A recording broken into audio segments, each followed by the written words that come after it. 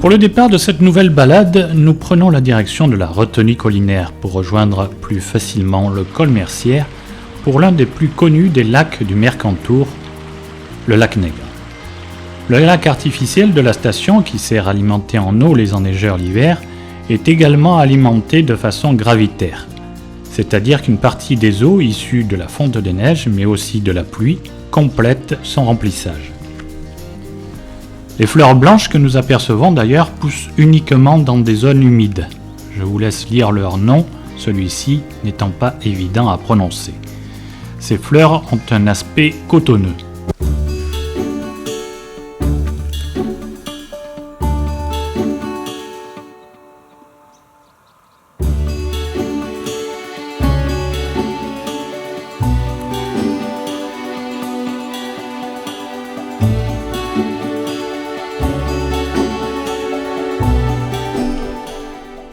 Nous atteignons maintenant l'arrivée du téléski de Roubine, où Alain est en pleine intervention dessus. L'hiver, il est pisteur sur la station.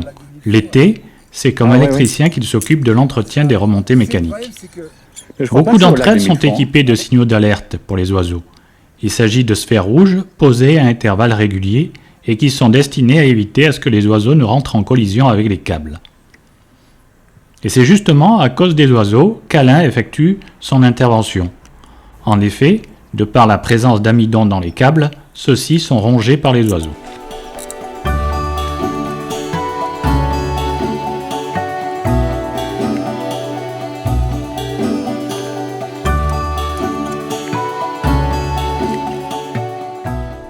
Nous poursuivons notre ascension vers le col Mercière.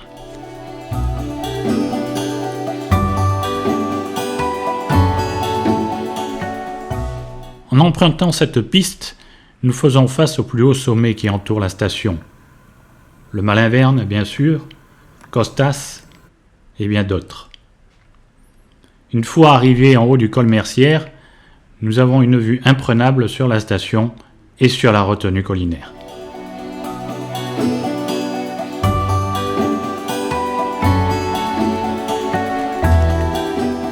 Les fortins militaires qui étaient autrefois destinés à barrer le passage au niveau du col sont aujourd'hui un endroit très apprécié des bouquetins.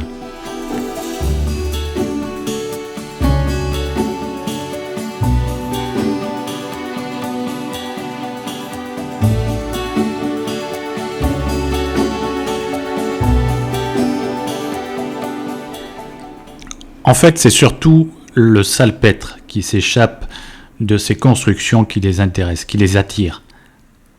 Ils s'apparentent un peu pour eux à du sel.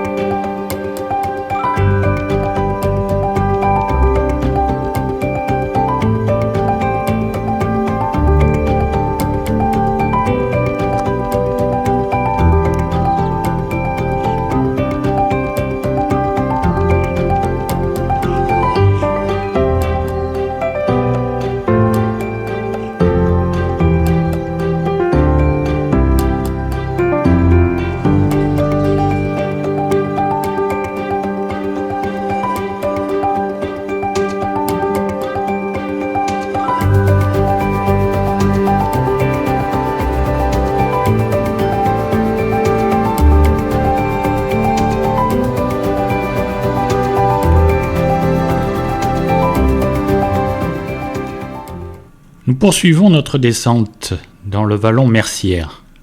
Ici, d'autres constructions militaires datant de la Seconde Guerre mondiale. Tout ce territoire était autrefois territoire de chasse du roi d'Italie, Victor Emmanuel II. En contrebas, les vaches de la ferme de Andrea Colombero, qui ont rejoint les alpages aux abords de Molière. Les troupeaux permettront le maintien de ces prairies.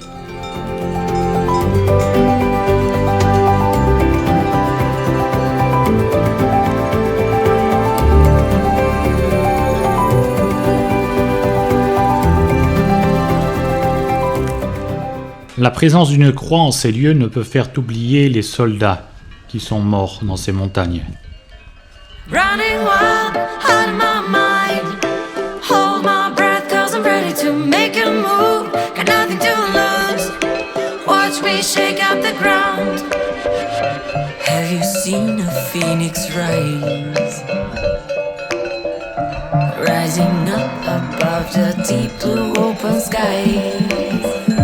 Knowing that the way is right. Guided by the secrets of an undiscovered life.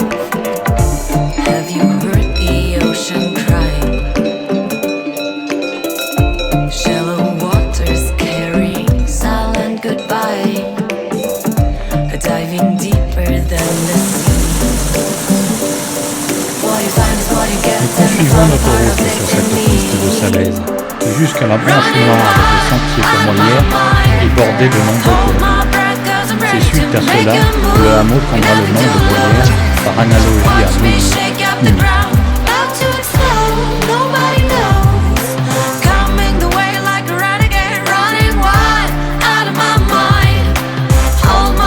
Mais cette année, suite à la tempête Alex, et comme beaucoup d'autres, le sentier qui nous permet de rejoindre très rapidement Molière est coupé.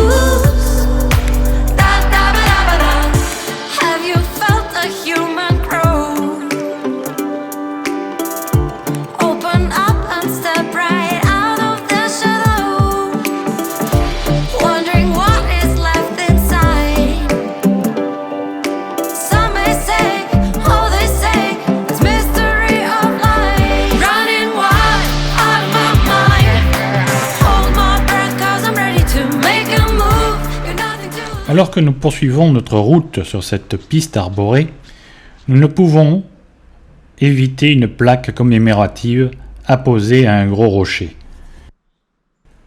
Celle-ci a été posée en mémoire aux membres d'équipage d'un appareil qui s'est écrasé dans ces montagnes.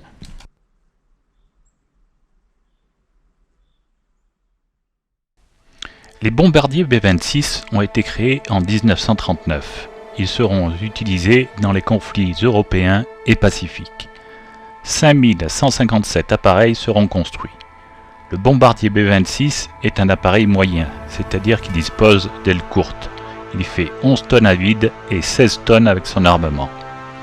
Il fait 20 mètres d'envergure et 17 mètres de long. C'est un appareil avec une faible manœuvrabilité qui lui vaudra le nom de faiseur de veuves.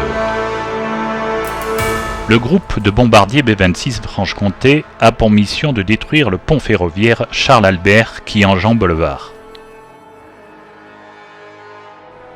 Il s'agit de la seconde mission effectuée par le groupe de bombardiers Franche-Comté. Le 4 août 1944, les bombardiers prennent leur envol depuis la base de Velasidro, en Sardaigne, en Italie. L'escadrille est composée de 5 maraudeurs intégrés au sein d'une formation de plusieurs autres bimoteurs.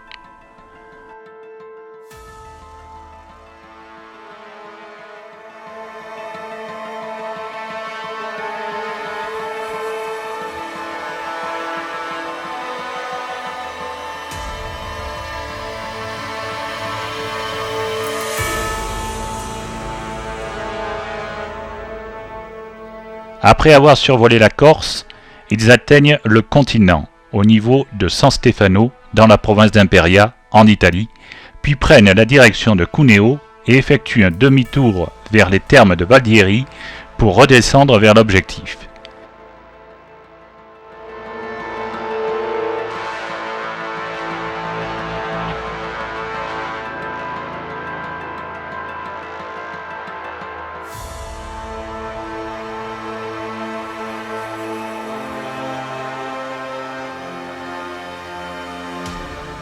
Mais alors qu'ils pénètrent dans le Mercantour, ils ne peuvent éviter une importante masse nuageuse leur barrant littéralement la route. C'est durant la traversée de cette masse nuageuse que les appareils sont obligés de réduire leur vitesse. L'appareil du capitaine Cartier, qui se trouvait en dernière position, est victime d'un décrochage et ne peut malheureusement pas éviter l'énorme masse rocheuse qui leur fait face, ne laissant ainsi aucune chance au jeune équipage. Le reste de l'escadrille continue leur mission et effectue le bombardement. Les restes du B-26 et de ses hommes seront retrouvés à 2300 mètres d'altitude, reposant dans un éboulis rocheux par un berger local au mois d'octobre 1944, côté nord de la combe de Skluos.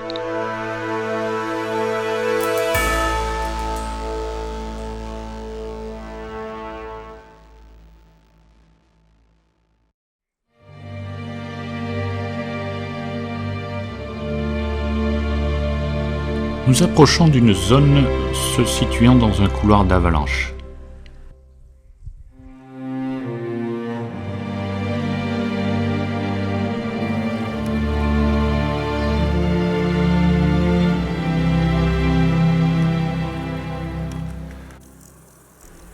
Face à nous, le col de Salaise.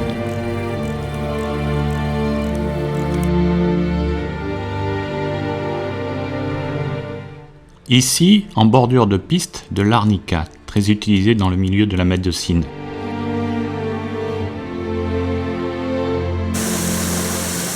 Alors que nous approchons du pont d'un golfe, qui permet de rejoindre la piste qui relie Molière au Boréon, tous ces ruisseaux, dont le ruisseau de la Chardole, qui était autrefois descendu à dos de mulet pour ses vertus, et dont Maurice Ritchie raconte dans l'un de ses livres qu'à l'époque où il était instituteur à Saint-Martin-Vésubie et qu'il enseignait à ses jeunes élèves qu'un litre d'eau était égal à 1 kilo, ceci lui avait signifié qu'il n'en était pas de même avec l'eau des sources de leur pays qui était plus légère.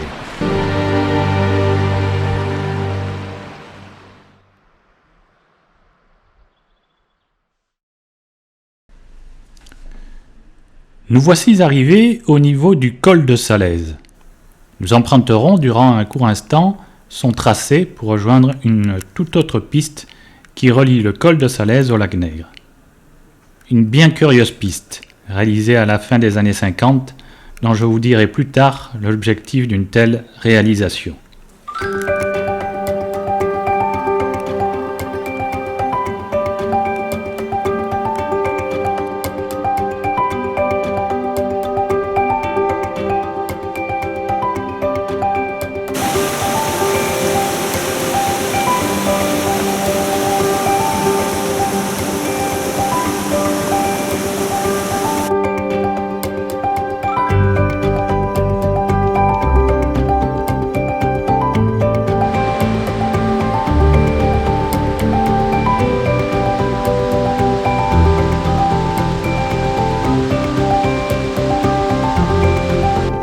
En attendant, nous la quittons pour emprunter un chemin bien aménagé.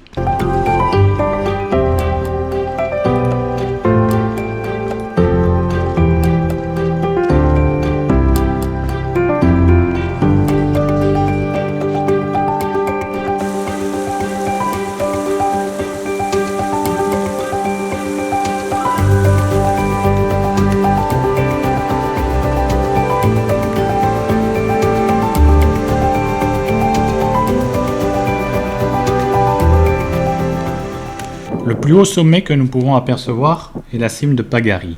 Caché sur la gauche, le lac de Frémamorte. Nous voici quasiment arrivés au niveau du lac Nègre, alors que nous apercevons en contrebas la fameuse piste. Arrivés au lac Nègre, à plus de 2350 mètres, et toujours la fameuse piste.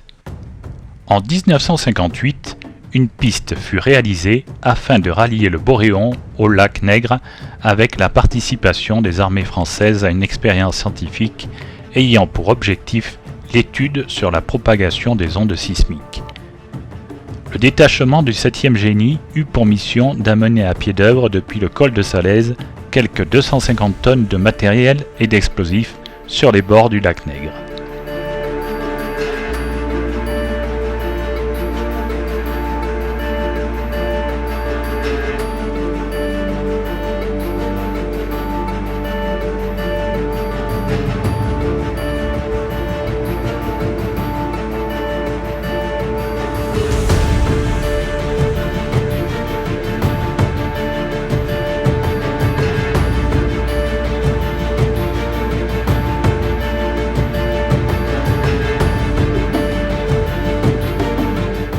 Des hélicoptères civils et militaires sont mis à contribution afin d'acheminer ravitaillement et explosifs aux 150 hommes du génie, des transmissions, des troupes alpines qui campent sur les lieux mêmes des expériences.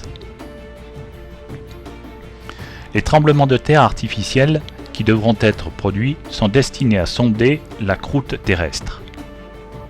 En immergeant dans le lac par 20 mètres de fond et en y faisant exploser 30 à 40 tonnes de TNT, on engendre ainsi un puissant train d'ondes qui progresseront à des vitesses différentes suivant la nature des roches et emprunteront des parcours plus ou moins compliqués compte tenu des couches traversées.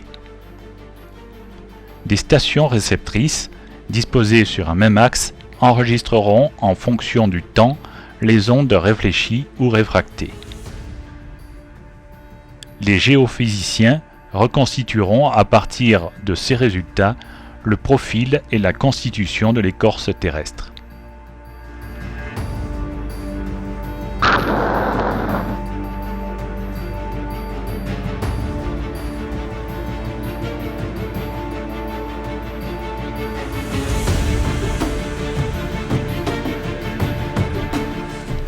Au cœur du massif du Haut-Boréon, le lac Nègre, d'une superficie de 12 hectares, autrefois appelé lac Noir, étale ses eaux souvent sombres au pied de parois de granit ocre abritant plusieurs itinéraires d'alpinisme.